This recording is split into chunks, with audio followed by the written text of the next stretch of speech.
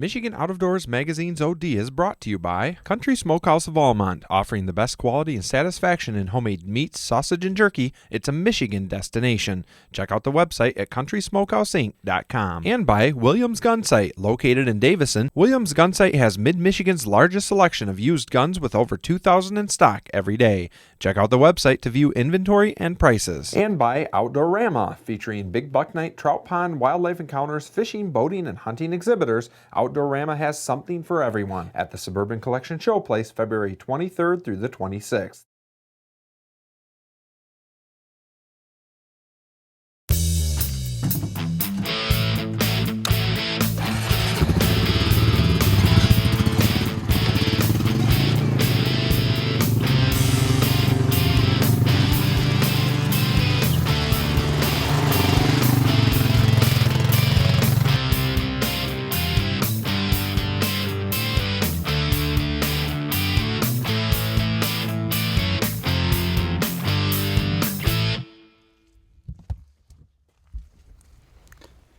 Well, a couple of weeks ago I wrote a story for Michigan Outdoors Magazine about wanting to learn a lot more about calling coyotes and shooting them, and that right there is the reason why.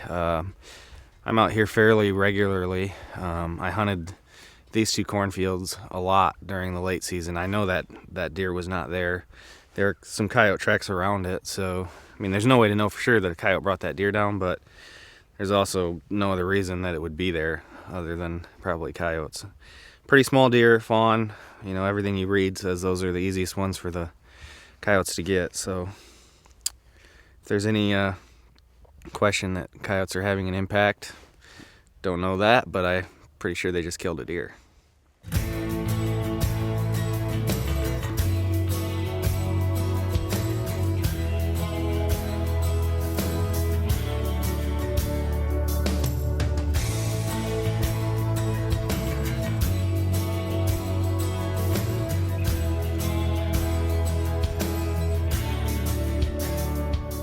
Well, it's beginning of February, and it's a little bit early to be looking for sheds, but you know the weather's nice, and it's been a while since I've been out with the intent of killing things, and sometimes you just have to go out and pretend like you are. So got my son Noah with me today. Last year was the first year he could hunt in Michigan. Of course, now that the Hunter Heritage Bill's in place, our kids can hunt at any age, so that's great. And he's out looking for sheds, kind of poking around, telling me where I screwed up and where I should have been sitting, and where he should have been sitting, and all that good stuff. So it's fun, and it's a really good way to try to teach him the things that we're looking for, because it's not always easy to do that during the hunting season. You're so focused on hunting, so it should be a learning experience for him, and probably a bigger learning experience for me.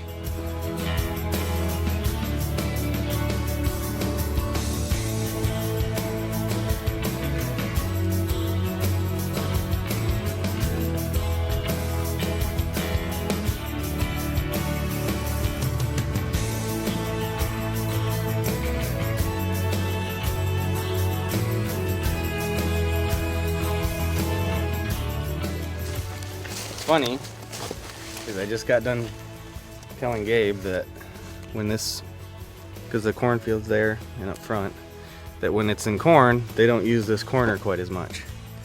Well, apparently I was wrong, because these are monster rubs. And this will be beans next year. So when we've had this in beans before, this corner's been really good. See how if you look down there, see how that looks different? More trees, more brush than on this side. That's what's called an edge. So it's that edge that we like to hunt, and they'll run right along these edges, and then they leave rubs like this, and this is probably the deer we're trying to find the sheds off. Or do you think it was that spike that we found? No? Are you kidding? Yeah. Yes, of course. Alright, let's find the sheds, because they've been all over in here, and there was a bunch of deer that just ran out when we walked up.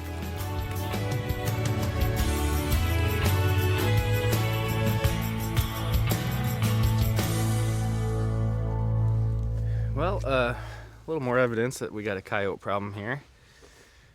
Gabe actually picked this up This is, I would assume, basically a newborn fawn hoof that obviously got ate up. And we had an issue in this area. This is in Eaton County, Berry County, Eaton County, Calhoun County, all along here. I know a lot of guys that are pretty serious deer hunters, and they were all talking about how the deer numbers took a dive in the summer. You know, we saw them here doing this, walking for sheds last winter. We saw them in the spring turkey hunting, plenty of deer, and the numbers went down, you know, from observation wise about 50%. And so we're kind of looking for carcasses, to be honest with you, to see if there was EHD or something. But you know, finding stuff like this, you know, kind of tells you there's definitely some coyote predation happening, and we need to do something about that. We found a skull off of a little spike. Impossible to tell what killed him. Could have been, you know, a gun hunter, bow hunter, coyote, who knows. But you know, we just went through that sanctuary, didn't find any sheds, which isn't all that surprising, I guess, but we didn't find a lot of bodies or carcasses either. And generally I'll find 3 or 4 every year in there, you know, that got shot during gun season or something and made it in there. So now we're getting into the section that I hunt a lot more. So now I'm going to pay a lot more attention to trails and where they're at, and see if I was missing anything during the deer season. Well, this is the scene of the crime. The embarrassment,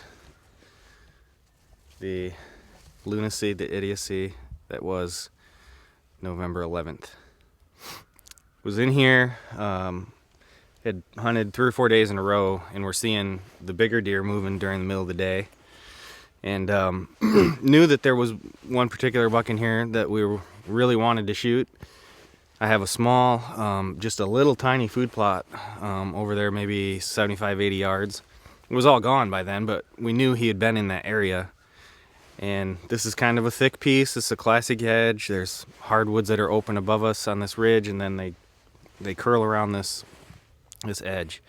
And it was about 12:30. I was eating lunch. I was kind of mad because the weather wasn't great and we hadn't seen a lot, and I was getting frustrated, and I just looked over, and the deer we wanted was right there. He'd already passed through the 30-yard shooting lane, angling out, and he got darn near 50 yards. I was just in a panic, wasn't thinking. Shot him for about 35, which obviously is not going to work, and went right underneath him. But you know what we're doing today is going to correct that situation.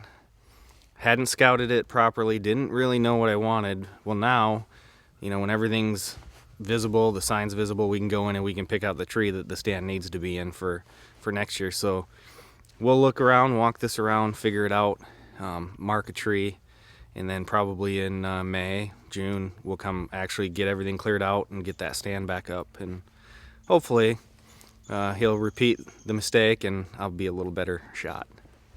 No guarantees at that, though.